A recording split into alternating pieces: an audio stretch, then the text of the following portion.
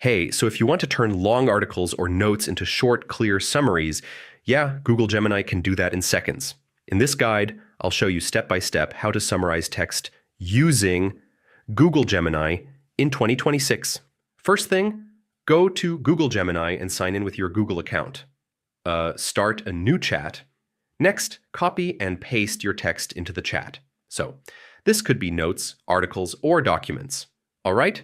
Type a prompt like summarize this text. You can also ask for a short or detailed summary. Now, customize the output. Ask for bullet points, key ideas, or a simple explanation. Next, control the length.